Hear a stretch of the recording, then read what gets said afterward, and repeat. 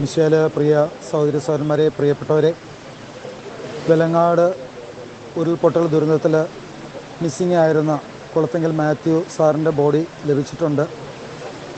അദ്ദേഹത്തെ അപ്രത്യക്ഷമായ സ്ഥലത്തു നിന്നും ഏകദേശം 2 കിലോമീറ്റർ താഴെ കണിപറമ്പിൽ സ്കറിയ എന്ന വ്യക്തിയുടെ വീടിനോട് ചേർന്നുള്ള പറമ്പിൽ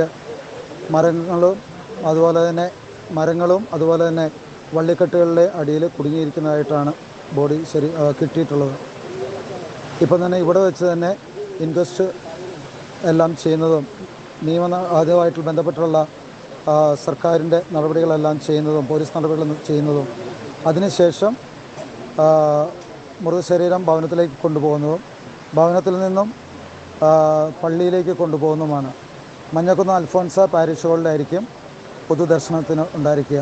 സമയം ഫിക്സ് ചെയ്തിട്ടില്ല, എങ്കിലും വൈകുന്നേരം 5 മണിയോടുകൂടി ആയിരിക്കുമെന്നാണ് ഇപ്പോൾ താൽക്കാലികമായിട്ട് നിശ്ചയിച്ചിട്ടുള്ളത്.